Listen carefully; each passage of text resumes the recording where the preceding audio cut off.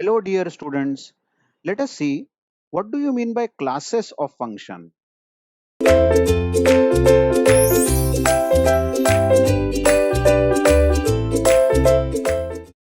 Can you put a particular type of function in one class? Let's see as an example. I have written some functions here. There is a constant function, first of all. Like suppose some function always takes 5 units of time, always. Then it's a constant function. Or some function takes 100 unit of time. Let's say every time it runs, it will always take 100 units. Then it's a constant function. Then some more functions I have written is log of n to the base 2. Now obviously this function log of n to the base 2 depends on the value of n, isn't it? It is a function of n. So log of 16 to the base 2 will be smaller than log of 32 to the base 2, will be smaller than log of 64 to the base 2. So as n grows larger and larger, this is the value of n here. As n grows larger and larger, log of n to the base 2 will vary. So basically log of n to the base 2 is the function of n. It is not constant. That's what I mean when I write the first function as constant. It always takes the constant time, or its value is a constant, isn't it? So I have written some functions here, and these are known as general. These are known as classes of functions, isn't it? Just see, this log of n to the base 2 can be put in one class called logarithmic class.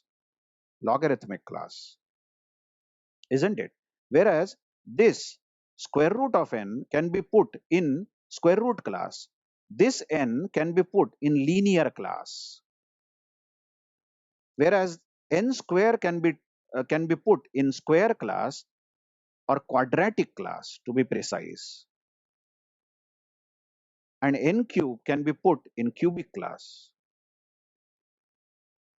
Isn't it so? Now n raised to n, interesting, can be put in exponential class. The point is here n, the data size is in the exponent. N raised to n is not going to be polynomial, but it is going to be exponential. Similarly, 2 raised to n, check that the data size n is in the exponent. Similarly, 3 raised to n is also in the exponential class. Now, why we are learning all this, suppose in some algorithm analysis, you see that the time complexity of the algorithm is big O of log of n to the base 2. Let's say, okay, this is the time complexity of the algorithm. And there is another algorithm which solves the same problem, and its time complexity is big O of n.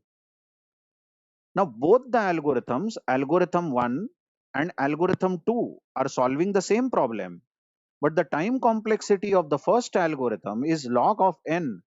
Time complexity of the second algorithm is O of n. Which one will you choose? The one which is in the smaller class, whose growth rate is small. So basically, this topic is not only about classes, but how do you bifurcate these classes on the basis of growth rate? By growth rate, we mean which function will grow faster as n grows larger and larger. You see, as n grows larger and larger, n will grow faster. Log of n will not grow so much faster. That means to choose between the two algorithms, you will say algorithm 1 is better because it is in the smaller class. By smaller class, I mean the class which has smaller growth rate. So knowing these classes is very beneficial many times so that you just don't wonder that which algorithm is better, isn't it? So just check this. Suppose I write that there is an algorithm 1 which has time complexity Tn is equal to big O of n square. Okay, and there is another algorithm to solve the same problem, and it has time complexity of big O of 2 raised to n. Now watch this. Very interesting. N square has a growth rate of 2. It is in the quadratic class, whereas this second algorithm has exponential class. So just imagine the data size n, let's say, is 10. N is 10. So the first algorithm will perform in 10 square, which is hardly 100 operations, but the second algorithm will perform in 2 raised to 10, which is 1024 operations, clearly exponential class is going to take more time as far as algorithm is concerned compared to the polynomial class, which is quadratic. So which is better, quadratic or exponential? Obviously quadratic is better, isn't it? So you will say algorithm 1 is better than the algorithm 2 to solve that problem. So that's why we learn these classes of function. Just check. Somebody might argue over here, is that okay, you have given log of n to the base 2 and you have given n also. But then what if we have a function like this, n log n, let's say n log n. This is also a function of n. Where does this fit? Obviously, it will fit between n and n square, isn't it? Somewhere between n and n square, there is a function n log n. I hope you are understanding, because n log n is bigger than n but smaller than n square. So all those functions I have not written. It will be very, very big list, isn't it?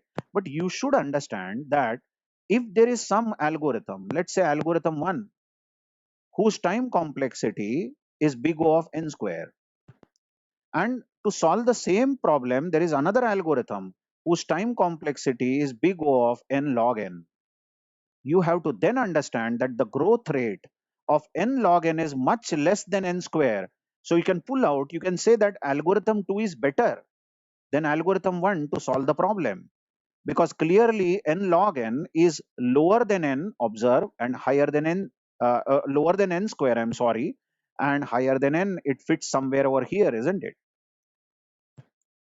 By the way, these classes which I have written over here will come every now and then. For example, later when we will learn some advanced topics like traveling salesman problem, I, that's not topic of this video, but when we write algorithm for traveling salesman problem, we will see that that algorithm has time complexity of 2 raised to n, which is exponential class,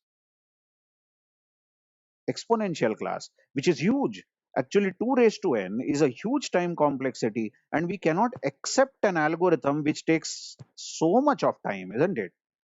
What that means is that we should try to develop an algorithm for traveling salesman which will not work in 2 raised to n, but at least it will work in n cube, or it will work in n square, because n square or n cube is much better than 2 raised to n, isn't it?